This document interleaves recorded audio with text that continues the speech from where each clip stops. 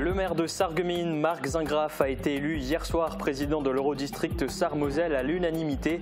Il prend la tête du groupement européen de coopération territoriale pour 2 ans. Le 7 et 8 décembre prochain, Sarreguemines commémorera les 80 ans de sa libération. Conférences, cérémonies, expositions et défilés de véhicules militaires d'époque rythmeront ces commémorations. La semaine dernière, c'était la ville de Metz qui célébrait justement le 80e anniversaire de sa libération. À cette occasion, la Maison régionale de la mémoire et du souvenir français a été inaugurée. Bien plus qu'un simple lieu d'exposition, ce lieu unique en son genre dans l'Hexagone se veut aussi être un lieu de formation et de pédagogie. Parmi les points à l'ordre du jour, lors du dernier conseil municipal de Beach, le golf, il est en mauvaise passe. Ses recettes de l'an dernier ont accusé une baisse de 11%. Un audit va être lancé pour trouver un nouveau modèle économique. Autre projet dans les tuyaux, l'extension de la réserve naturelle du Pays de Beach pour préserver sa biodiversité. Pour l'heure, le chantier est entre les mains du gouvernement. Il devrait voir le jour au plus tôt d'ici 2027. L'église de Walchbronn se met aux couleurs de Noël. Pendant 2 jours, une douzaine de bénévoles étaient à l'œuvre pour mettre en place la crèche et son décor. L'édifice sera sous le feu des projecteurs le 29 décembre sur France 2. C'est l'attraction de Noël la mieux notée de France. Le sentier des lanternes de Metz est ouvert jusqu'au 30 décembre avec ses 2100 lumières. Parmi les nouveautés cette année, des aurores boréales et des lutins farceurs. Soyez les bienvenus sur Mosaïque Cristal. Dans cette émission, nous irons à la rencontre d'un artisan à la spécialité renommée au-delà de nos frontières. Eliakim Boussoir est luthier depuis près de 30 ans en Moselle Sud. Focus sur son parcours et son quotidien en fin d'émission. Allez, on commence avec une grosse annonce. Le maire de Sarreguemines prend la tête du groupement européen de coopération territoriale. Marc Zingraff a été élu hier soir président de l'Eurodistrict Sarre-Moselle à l'unanimité. Reportage de Camille Henriot. Donc 42 ans et 40 voix pour Marc Zingraff. Après 2 ans de présidence, l'Allemand Peter Gillot cède sa place à Marc Zingraff. Le maire de Sarreguemines est élu président de l'Eurodistrict Sarre-Moselle à l'unanimité. Une élection sans surprise puisque la présidence est tournante. Tous les 2 ans, elle change, soit côté allemand, soit côté français. Et il est de tradition que le premier vice-président devienne président. C'est donc la première fois que Marc Zingraff prend la tête du groupement européen de coopération territoriale. J'en suis heureux parce que c'est une véritable vocation, c'est quelque chose qui m'a toujours tenu à cœur d'être dans le transfrontalier. C'est d'ailleurs mon rôle à la région également, puisque je suis vice-président de la commission des relations internationales. Voilà, je suis là dans mon élément et en tant que maire d'une commune frontalière, évidemment c'est notre quotidien à tous que j'aborde avec l'ordre du jour ici. La santé et le développement économique seront ses grandes priorités lors de ce nouveau mandat. J'ai choisi la santé parce que c'est une priorité nationale en France, mais c'est une priorité transfrontalière également. Et la possibilité de chercher des réponses à nos questionnements et à nos attentes dans le domaine de la santé, la possibilité de le faire de manière transfrontalière, c'est un plus pour notre population. Et c'est donc pour notre population que je cherche des solutions de ce côté-là, mais pour la population, bien sûr, des 2 côtés, puisqu'à Sarreguemines, nous avons le PET scan à l'hôpital qui peut servir, nous avons signé une convention en ce sens il n'y a pas longtemps, qui peut servir, bien sûr, des 2 côtés. Voilà, donc on avance dans le domaine de la santé, reconnu comme priorité. Et puis après, le développement économique, parce qu'on le voit bien, il y a des difficultés en Sarre en ce moment, il y a des possibilités chez nous. Il est extrêmement important qu'on se regarde autrement que simplement en concurrent en matière de développement économique. Et là, dans le cadre bienveillant de l'Eurodistrict, nous avons la possibilité d'initier une méthode de travail. En ce sens-là, je crois que c'est extrêmement important. Pour l'accompagner dans ses missions, il sera secondé par 5 vice-présidents, avec 2 nouvelles têtes cette année. L'élection de Caroline Leberger, directrice du Regionalverband Saarbrücken. Elle devient 3e vice-présidente, en charge notamment du développement du bilinguisme et de la biculturalité. Puis vient l'élection de Rena Lang, maire de Klamlettersdorf, comme 5e vice-président de l'Eurodistrict Sarre-Moselle. Il se consacrera notamment au développement de la politique touristique. Quant à Peter Gillot, il quitte la présidence, remercié pour son engagement en faveur de la coopération transfrontalière franco-allemande. Sarreguemines s'apprête à célébrer un événement historique majeur. Le week-end des 7 et 8 décembre auront lieu les commémorations du 80e anniversaire de la libération de la ville. Alors pour marquer cette page de l'histoire, tout un programme a été concocté avec plusieurs événements. Les détails avec Thibaut Desmerlet. C'est un week-end mémorial d'envergure que s'apprête à vivre la cité faïencière. Pour les commémorations du 80e anniversaire de la libération de Sarreguemines, de nombreux événements ont été organisés. C'est une période qui a marqué l'esprit des Sarregueminois, qui les a marqués pas seulement dans leurs souvenirs et dans leur perception mentale, c'est quelque chose qui les a marqués dans leur chair également. Alors c'est l'occasion de revenir un petit peu dans le passé, de revisiter cette période-là, mais c'est également un moment qui se veut tourner vers l'avenir, puisque c'est un moment qui va nous faire réfléchir quant à des valeurs qui sont celles qui interrogent la société d'aujourd'hui dans ce qu'elle entend autour d'elle. Il y aura de nombreuses conférences, cérémonies et rencontres, mais aussi le retour en version augmentée de l'exposition Deuxième Guerre mondiale, Sarreguemines se souvient, de l'occupation à la libération. Elle sera en place au Casino des Faïenceries. On a eu un beau succès pour cette première édition, puisqu'en l'espace de quelques jours, plus de 1000 personnes s'étaient déplacées pour voir l'exposition, et surtout de la part de nos habitants qui nous ont contribué à faire cette exposition à travers leurs témoignages, à travers des objets qu'ils nous ont livrés. Eh bien, on a vu qu'il y avait un appétit de la population pour leur histoire, et il nous a paru tout à fait nécessaire et utile de développer une deuxième édition. Il y aura aussi la présence de 3 associations de militaires américains, avec un défilé montrant des armements et véhicules américains de l'époque. La ville recevra une délégation de Chasseneuil-sur-Bonnieure, une commune de Charente qui a accueilli des Sarregueminois durant l'occupation. Un pacte d'amitié sera signé. Extrêmement important de faire vivre la relation qui nous lie à Chasseneuil, d'abord parce que, en confrontant les témoignages, eh bien on se rend compte que les regards sur cette même réalité qu'était la guerre à l'époque, sur la même condition de réfugiés ou d'habitants des Charentes en guerre, etc., que tous ces regards sont complémentaires. Les commémorations se dérouleront le week-end du 7 et 8 décembre.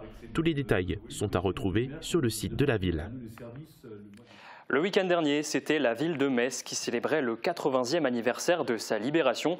À cette occasion, la Maison régionale de la mémoire et du souvenir français a été inaugurée. Une structure unique en France qui porte une mission ambitieuse, transmettre la mémoire combattante aux nouvelles générations. Reportage de Marie Vin et Elisa Wittich. Première en son genre dans l'Hexagone, la Maison régionale de la mémoire du souvenir français rend hommage aux pages marquantes de notre histoire. À travers des expositions inédites, la Maison du souvenir offre un espace de transmission intergénérationnelle. Je trouve que c'est important qu'il y ait une exposition comme celle-ci du souvenir français, justement pour promouvoir un petit peu la mémoire de tout ce que les anciens ont pu faire. Ces hommes et femmes, parce que les deux ont combattu pour qu'on soit libre aujourd'hui, et je pense que c'est important que cette mémoire persiste. C'est pour la mémoire, pour se rappeler, et puis parce qu'on en a toujours besoin, et c'est important pour les jeunes et les moins jeunes. Et bien plus qu'un simple lieu d'exposition, cet espace se veut aussi un pôle de formation et de pédagogie. Notre idée, c'est d'en faire le lieu d'accueil du monde scolaire d'aujourd'hui, du Grand Est. Soyons déjà sérieux, si on arrive déjà à mettre toute la Moselle et un petit peu autour, ça sera déjà bien. C'est ça le pari, que demain, on dise la Maison régionale de la mémoire est devenue une grande maison pédagogique. Voilà le but de notre initiative. Le souvenir français voit dans ce projet un tremplin vers l'avenir. Si le succès est au rendez-vous en 2025, une deuxième maison pourrait voir le jour ailleurs en France. Les finances étaient au cœur des débats lors du dernier conseil municipal de Bitche mardi soir. On fait le point avec notre journaliste Marie-Morgane Pires.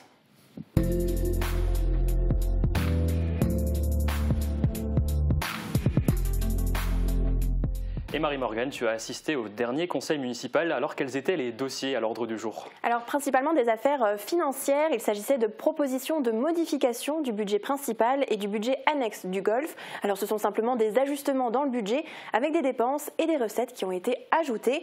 Toujours dans les affaires financières, un point concernait le reversement du budget annexe dédié à la forêt vers le budget principal.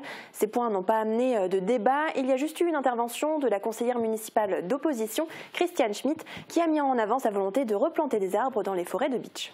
Un conseil plutôt calme donc. Une question essentielle, Marie-Morgane, est-ce que les conseillers ont évoqué le budget de la citadelle, notamment avec l'événement des couloirs de l'effroi pour Halloween qui avait suscité pas mal de débats en amont? Alors non, il n'en a pas été question cette semaine car le point a été reporté. En revanche, je pense qu'il y aura pas mal de discussions à ce sujet lors du prochain conseil. C'était à la toute fin de la séance, dans les communications du maire, qu'il y a eu des prises de parole de l'opposition. Le maire a annoncé la mise en place d'un audit pour le golf de Beach. Il a pour but d'accompagner les équipes dans la gestion au niveau de l'accueil des joueurs, mais aussi du restaurant. Alors pour rappel, le golf de Beach est en difficulté financière. Je l'avais déjà évoqué en début d'année. Les recettes d'exploitation en 2023 étaient en baisse de 11%. La municipalité voudrait mettre en place un nouveau modèle économique. Francis Vogt de l'opposition a émis des doutes sur la communication faite pour le golf. On écoute. Aujourd'hui, les gens ils veulent être de moins en moins membres dans un site unique où ils jouent l'année entière, 50, 100 fois et plus. Par contre, ils butinent à droite et à gauche, qu'on a déjà évoqué. Il faut plus, je veux dire, seulement accompagner les événements, créer une ambiance, etc. Il faut maintenant avoir une approche économique et puis voilà, aller chercher des joueurs, des filles, des abonnés, etc. Je sais de quoi je parle, j'ai participé. À un moment donné, à Francfort, il y avait l'office de tourisme, l'office de tourisme, le golf et toute une équipe du Pays de Beach. La dernière fois, la dernière, il n'y avait personne. Personne. À partir du moment où on n'y va plus, c'est pas la peine de faire des audits. Non.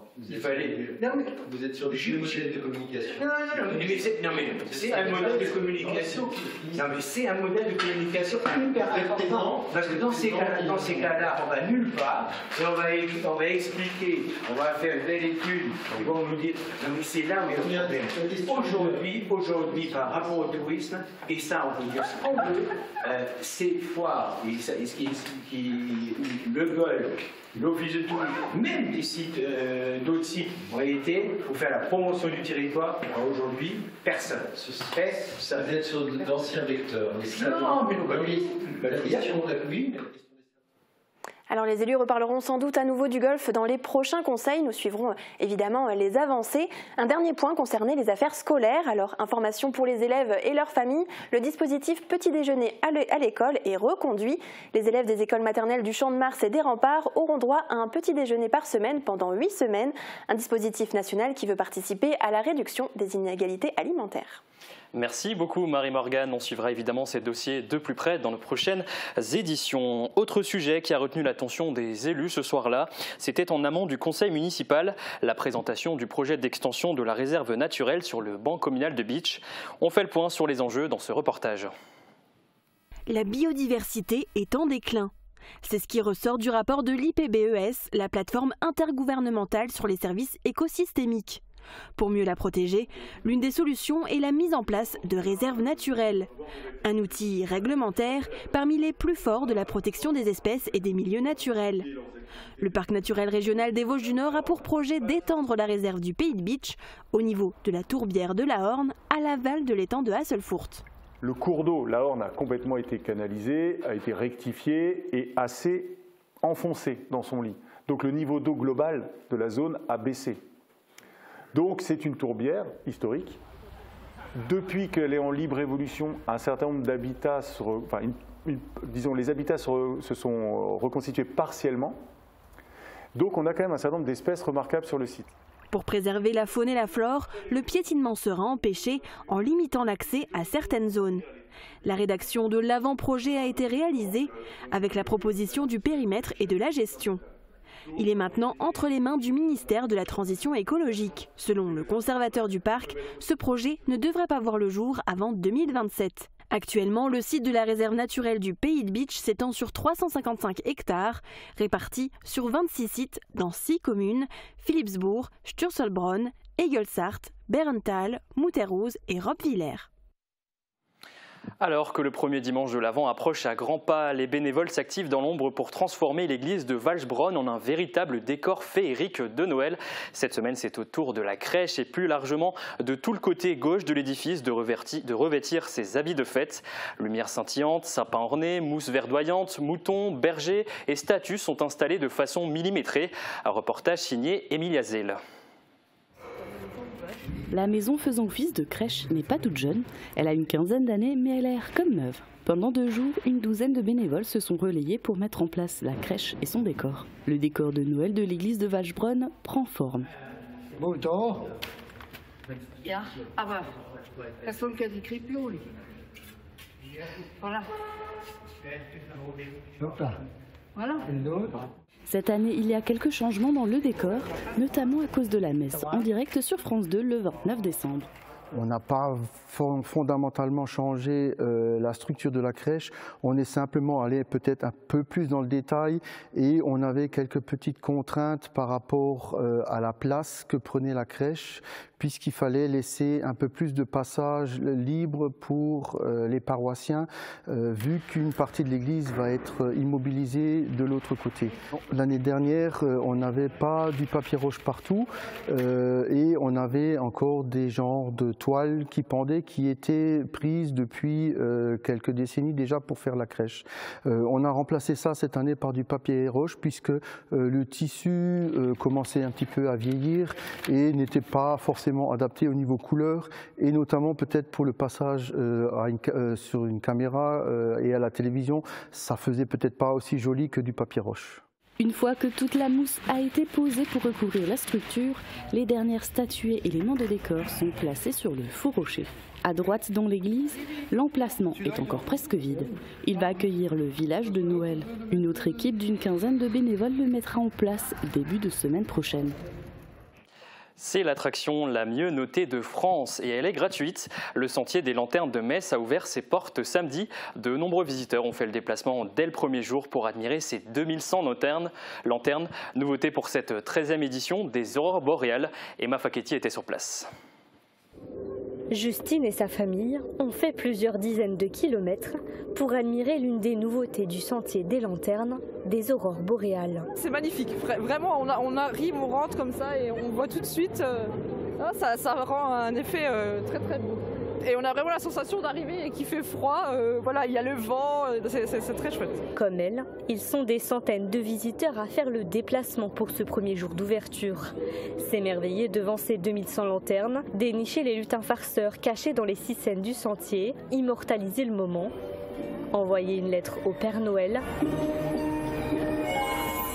Ces amoureux de Noël n'auraient raté ça pour rien au monde. Ça change un petit peu, c'est joli, c'est lumineux. Il y a les lutins qu'on a vus que c'était en plus l'année dernière. Et ce qu'il y avait aussi de l'année dernière, mais ça fait toujours plaisir de revoir, c'est super joli. Là on est devant les boules de Meisenthal et je trouve que c'est vraiment un clin d'œil à tout ce qui se fait en Moselle. On se met dans l'ambiance de Noël et puis voilà, on retrouve vraiment quelque chose de fantastique. Le site messin de 5000 m² espère attirer plus de 200 000 visiteurs cette année. Il y a nos voisins allemands qui sont plus proches, mais aussi beaucoup d'anglophones qui font le déplacement. Donc je crois qu'au-delà même des limites de la région et du pays, nous avons une population européenne qui se dirige, qui converge vers ce sentier. Donc c'est vraiment très encourageant et cela soutient l'attractivité du département de très belle manière. Vous pouvez venir vous balader dans ces allées féeriques à la nuit tombée tous les jours de la semaine jusqu'au 30 décembre. Et à l'approche des fêtes, de nombreux marchés de Noël sont organisés dans nos communes. Faisons tout de suite un tour d'horizon.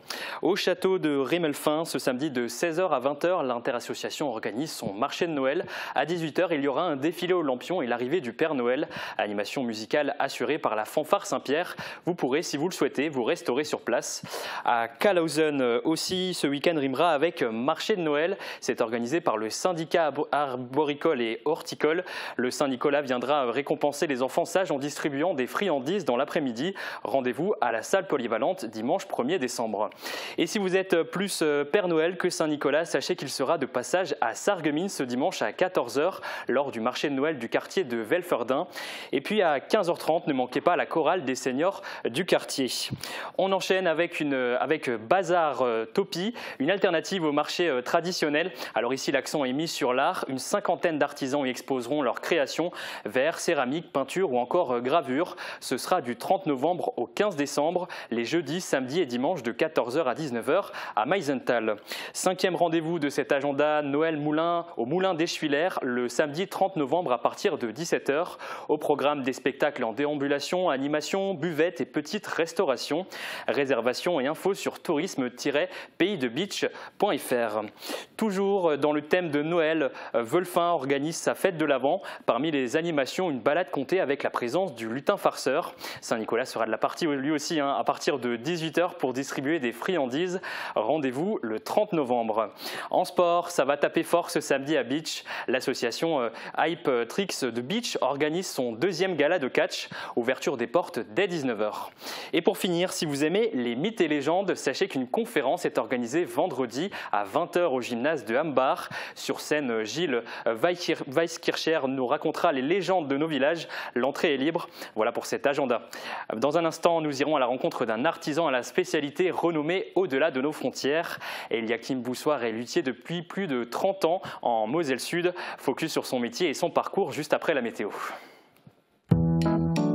Qu'il vente, pleuve, fasse froid ou chaud, une maison isolée par Moder Habitat reste agréable et saine au fil des saisons.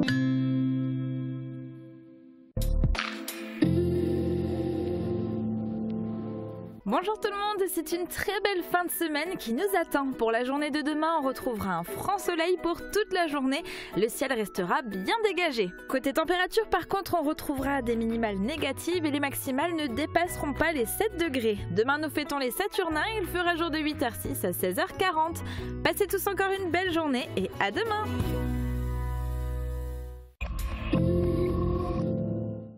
À l'occasion des fêtes de fin d'année, Meisenthal vous invite à la découverte de la Halle aux Lumières, un spectacle pour toute la famille. Les visiteurs de tous âges, guidés par la lumière, évoluent à travers des décors oniriques où nature, culture et savoir-faire du pays de Beach se dévoilent sous une forme poétique et visuelle.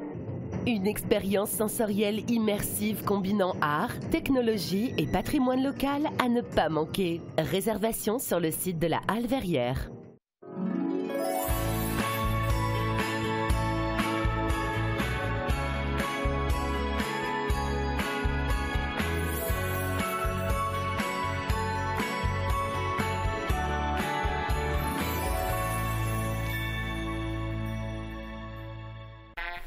Grâce à mes appareils auditifs connectés, plus rien ne m'échappe à la télé.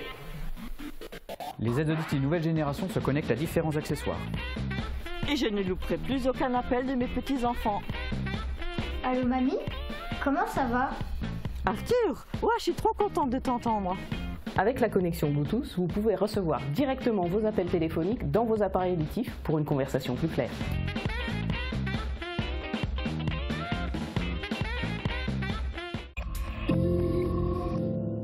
C'est parti pour une nouvelle aventure en immersion. Cette semaine, découvrez le quotidien d'une passionnée, Élodie Kiffer, horticultrice à Bliesbruck, un métier qui évolue au fil des saisons. C'est la passion de mon papa en fait qui est à la base de cette entreprise. Il dit toujours la première pierre de la première serre a été posée le jour de ma naissance. Là tu as des œchères qui sont très colorées avec un feuillage marbré. Ce qui me plaît beaucoup aussi, c'est l'étape de vente.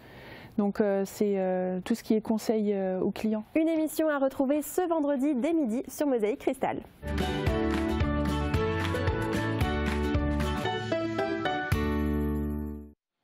Travailler le bois, ajuster les tonalités, créer ou redonner vie à des instruments à cordes frottées ou pincées, voilà l'essence même du métier de luthier.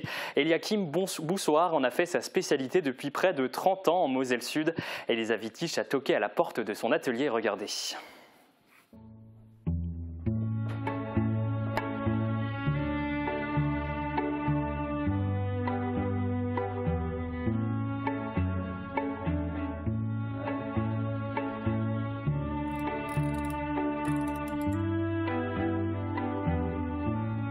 C'est un instrument que j'ai confectionné avec du bois. L'érable vient de Moselle. Et puis on a un cordier en mirabellier. Il faut compter 150 à 200 heures pour faire un instrument comme ça. Eliakim Boussoir est installé à son compte depuis plus de 10 ans et a développé une spécialité reconnue au-delà de nos frontières. Je file des cordes. Je vais enrouler un fil métallique sur une lame en boyau ou en soie. C'est des cordes que j'envoie un peu partout. Là, ça c'est pour les États-Unis. Cette semaine, ça part pour les Royaumes-Unis. Cette semaine, je vais en faire pour la République tchèque. Ouais. Même s'il s'exporte à l'international, le plus clair de son travail se déroule en local. Et justement, on toque à la porte de son atelier. Alors, je t'apporte l'alto baroque. Ouais. L'attache cordier est cassé. Et comme je dois jouer bientôt, là, il faut remettre tout ça en place. Un peu de rabotage, retendre les cordes, et après 1 heure de travail, le musicien peut retrouver son instrument et tester la tonalité. Alors, qu'est-ce que ça donne ?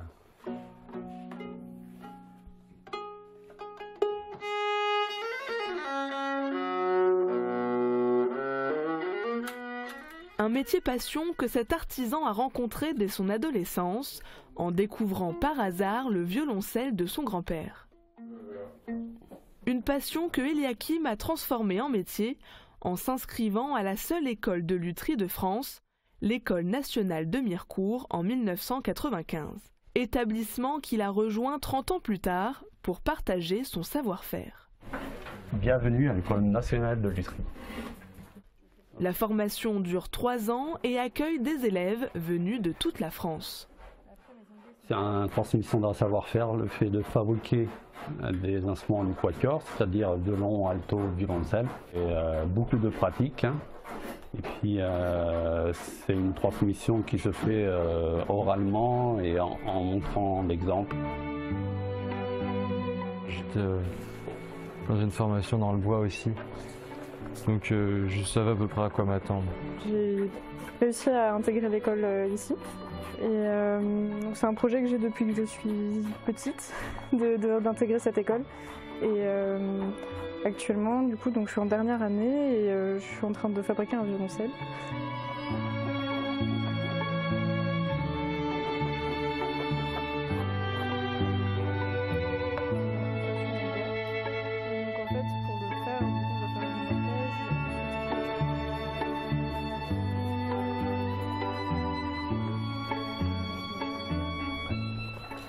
Ça partira dans le roulage de bord. Voilà. De l'atelier à l'école, le savoir-faire des luthiers ne s'essouffle pas, mais plutôt se cultive de génération en génération.